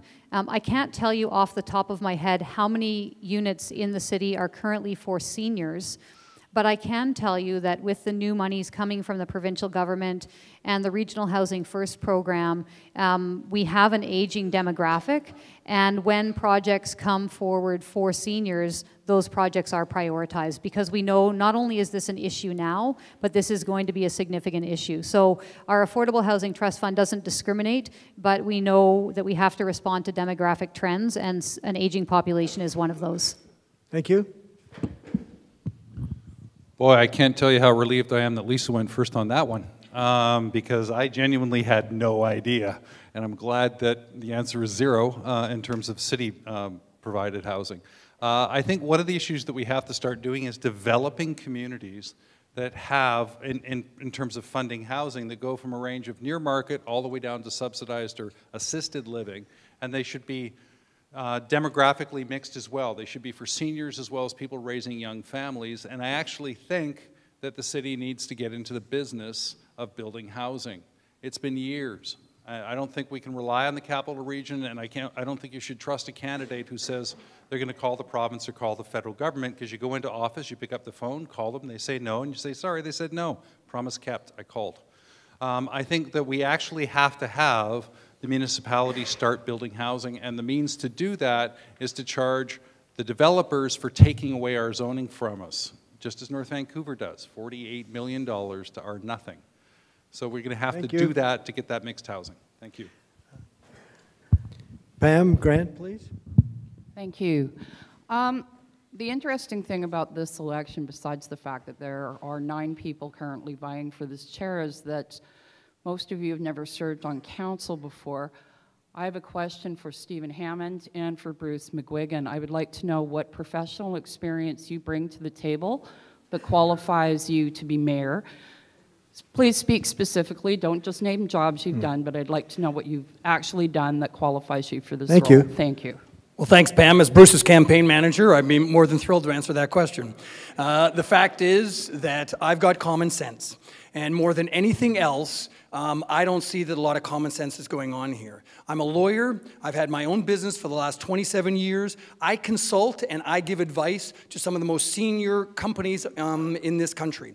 And as a matter of fact, when Bob Paulson, the former head of the RCMP, the former commissioner of the RCMP, when he was right in the middle of planning the $100 million settlement that he inherited for sexual harassment, he read my 3rd book, The New Norm, and he said, I want you to come and talk to my senior leadership. And so I flew to Ottawa, and I talked to his senior leadership, and then across the country, they had me come and talk to their people. The fact is that there's a lot of things that I have learned having my own business. Every penny that I get is because I've hustled for it. And every penny that I spend comes out of my own pocket. So more than anything else, I will always be making sure that I've got your dollars in mind, and also that I am able to work with all kinds of organizations. Thank you. Thank you. I have common sense, and I promise I'm not a lawyer. And I think the guy running the RCMP is not really going to be the best expert for selecting somebody to do bullying and harassment either, unless he's actually training them to do it. We've had a little bit of a problem with that, as you know. I ran Victoria Family Services for many years, for 5 years, as a nonprofit. Last year as an executive director with a staff. And the first time I ran a staff in a youth program, I was 20 years old at the Lower Lonsdale Youth Center, and I had a staff of a dozen. I had staff in a unionized environment with the District of Surrey. I've been a senior policy advisor in 5 areas in government plus ICBC. So I've done senior governance stuff at the cabinet recommendation level in the province of British Columbia. I started the Victoria Social Innovation Centre. Not a huge capital project, but a damn big one for me, $2.5 million, and that came in on budget. Matter of fact, last year in Family Services, we had a surplus because of my careful watch on a budget with demands and service delivery and several staff, over 20, sometimes 30. Thanks. So I've managed staff. Thank you. And at this point, before John speaks, I'd like to call up our 4 last questioners because we do we'll have the candidates do their final wrap-up. So we have just 4 more questions at this point, and they will be, please come to the mic, Ryan Painter, Kathleen Martin, Darlene Archibald, and Pasha Beji. I hope I'm pronouncing that properly. John, would you please ask your question? Thank you. I'd like to riff off the last question a little bit by acknowledging that the candidates for the mayor's seat are coming new to council. My observation in following a few issues at council is that the city is a system, like any complex organization. And what I observe sometimes is that council is at pains to try and figure out how to develop the procedural construct that allows council to manage what the city is doing. So your question is, sir, please?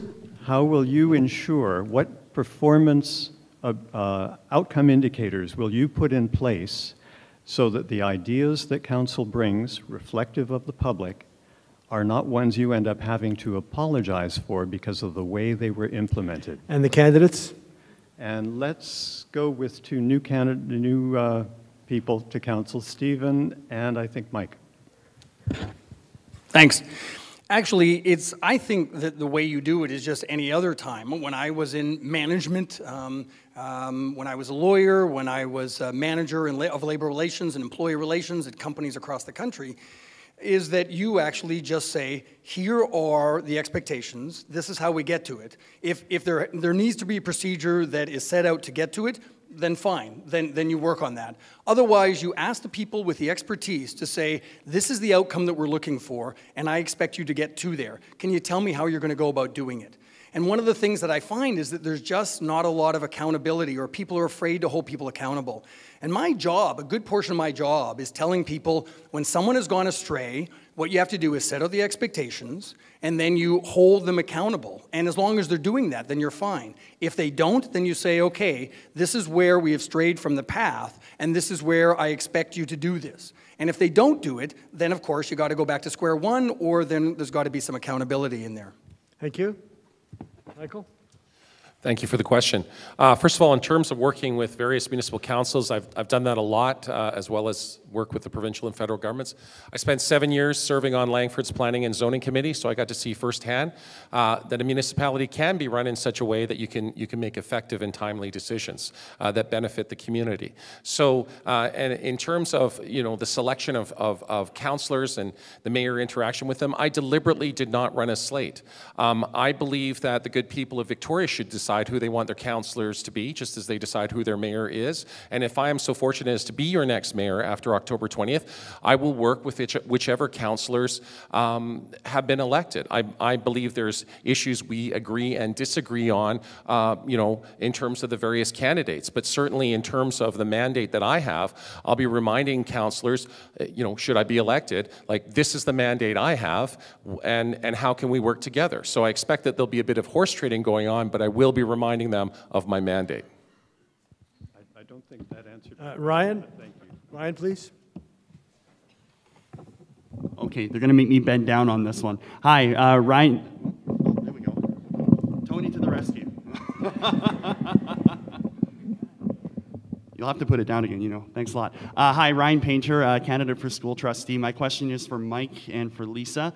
I'm a 34-year-old young professional living here in Victoria, so of course my question is housing. I'm a renter currently living in Beacon Arms, slated to be demolished next summer, putting up a bunch of people out of housing. My question is, how are you specifically going to advocate for young professionals like myself, young families looking for housing so that we can stay here in Victoria. My family is looking to move to Langford because we can't afford to live here. So how are you personally going to advocate for housing for us? Thank you. Thank you for that excellent question. Yes, one of the most critical shortages we have is affordable family housing. One of the things I want to do to end the rent, skyrocketing rent increases is I want to get the provincial government to authorize 3,000 to 5,000 units of student housing at UVic and Camosing. Now, the nice thing about that is once they go ahead, they can't be held up by Oak Bay or Saanich or Victoria. They can start building. And that frees up 3,000 to 5,000 units of rental accommodation throughout our region. And as Seattle has proven, is that if you can get your vacancy rate from 0%, which is where we're pretty much at now, to 6%, then rents stop increasing, and in Seattle's case, they plateaued and even came down a little bit. And 3,000 to 5,000 units of student housing at UVic and Camosing is a good way to start. But obviously, as we're looking at reviewing the official community plan, we're going to have to look at opportunities where we can build affordable housing for young people, for young families, because right now, there isn't any, and that means right now, our city doesn't have a future. Thank you. I just want to ask the candidates, I know, did you want to go wild card, or was you were asked? I'm sorry, go ahead. Then I'll ask the candidates. Thank you. Ryan, I will do more than advocate for you. Advocating is easy, but actually rolling up our sleeves and getting the housing built is difficult. One of the things I've been working on since January, when I decided I was going to run for mayor again, was a very detailed plan with a cross-section of the community, and it's all here in paper, but it's also all on my website. So we're going to do things like make it easier for larger garden suites on large lots. There are 5,600 large lots in the city. Right now, you can only build a one-bedroom garden suite. We're proposing 2-bedroom garden suites, housing for families. Right now, it's easier to put up a single-family home than it is to put up a fourplex. One of the proposals coming out of this concept of missing middle housing is to have fourplexes on single-family lots with affordability built into the zone. Not everywhere in the city, not where it's traditionally single-family, but making sure that every opportunity that we have to build larger, more affordable units, just through policy changes, we can do that, and I've got it laid out on my website. Yes, Stephen, playing his wild card, please. I want you to know that where I come from, Fernwood has the youngest age of any other part of the city, and it's also got the highest number of renters than anyone in the city. So, and it probably makes sense, right? That there's that correlation. Many years ago, when I was living in Vancouver, I was part of a group that I was actually part of a group that was created, and it was called Renters at Risk. And this is when the BC provincial government was bringing in changes that were ridiculous. As a matter of fact, they were bringing in changes to rental legislation that was actually allow for retroactive rent increases. If the landlord did not give the full amount up to a 4-year period, the landlord could go back, and then you could end up with something like a 14 or 15% rent increase.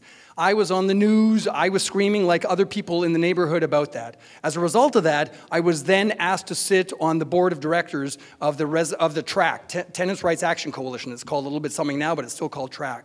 And so I understand the needs of renters, and I will be supporting them as well as homeowners. Thank you.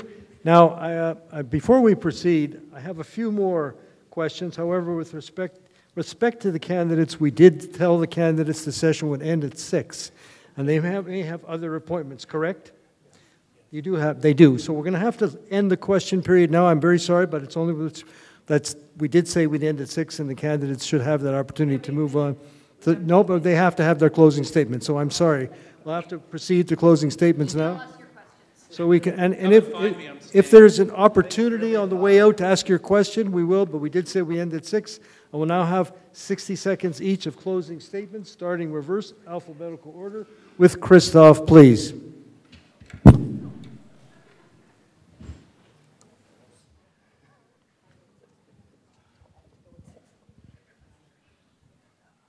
Hello again. Just please remember, you are the taxpayers, and if I elected, you can tell me what to do, and I will listen and work with you to solve all problems. Thank you. Thank you. Bruce, please.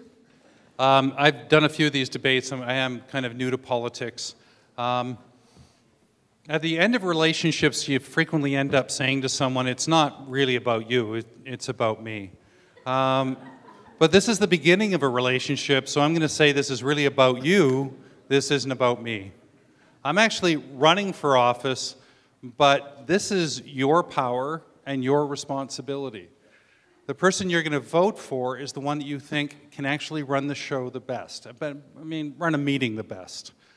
I want to actually say that we really need to make City Hall boring again. We need to make Victoria a little bit more boring again. We don't have to have all this excitement around decisions that are made on the spur of the moment, without proper input, without a decent process, without measurable outcomes, without a process of review, without any apparent planning, completely impulsively. This is about you. You have to decide what your city is going to look like after October 20th, and I'm happy to try to help. Thank you very much. David?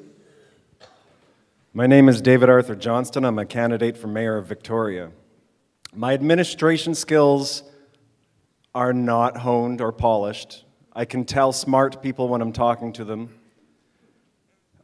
Quaintly enough, being the fellow who catalyzed tents becoming legal in this town and subsequently in the rest of the Commonwealth, I'm the law and order candidate.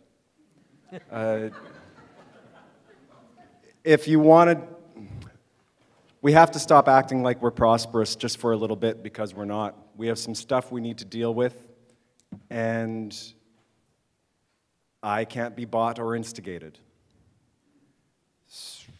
Give me a think, because sometimes strange and bold things happen. Thank you. Thank you. Lisa Helps, please. Thank you very much. First of all, thank you for coming today, and thank you for all of your questions. I want to close by talking about what we all love about Victoria. We love our neighborhoods. We love that our city is walkable and bikeable. We love our small businesses. We love our downtown vibrancy. We love that we're a small city with a big city arts and culture scene. And most of all, we love our sense of connection and belonging, and with this place. We have challenges facing us right now, and the biggest challenge facing us is how do we continue to grow and change and make sure that Victoria remains recognizable as this place that we all love. That's our biggest challenge, and what that's going to require is difficult conversations, open minds, open hearts, and working hard together for the next 4 years. And I look forward to that opportunity. Thank you. Thank you. I mentioned that it was a year ago when I asked the question, do we want change? If you're happy with the mayor, then I'm not your guy. But the mayor won by 89 votes last time. And in this year, we have been building a community. We've asked people, are your taxes too high? They said yes. Do you feel like you're not listened to? And people said that they haven't been listened to. They feel as though in their neighborhoods, things are being pushed on them. If you do want to change, you're going to have to consider, what is it going to take to have a change from the mayor? I just want to say that I haven't done this alone. We have built this community. We have built people. We have hundreds of people who are working on our campaign. We get out there every day and we talk to people and we listen. And as a result of that, I've learned a lot. My name is Stephen Hammond. I'm running for mayor, and I'm running on the new council.ca team. We're independent candidates, and that includes Randy Joel, Gary Alberts, Stephen Andrew, and Andrew Reeve. And these are very capable people, and if you want a real change, then I encourage you to vote newcouncil.ca. Thank you. Michael? I want to thank all of you for coming out today, and I also want to let you know that I will stick around if anyone has any questions that they want to ask of me. Look, in this election, the majority of people are obviously not happy with the incumbent mayor.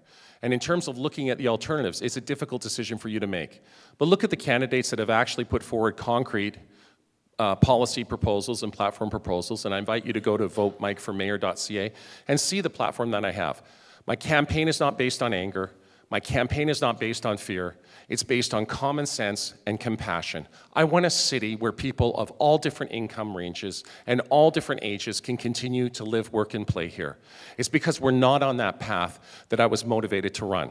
I want to have a future in this city. I want my children to have a future in this city, and I want your children to have a future in this city. So I hope you seriously consider voting for Michael Gagan on October 20th. Thank you.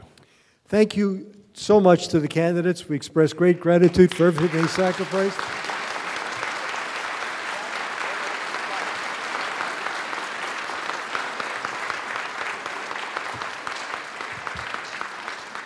And also to all of you for being here and for your what I would consider to be very good questions. Thank you.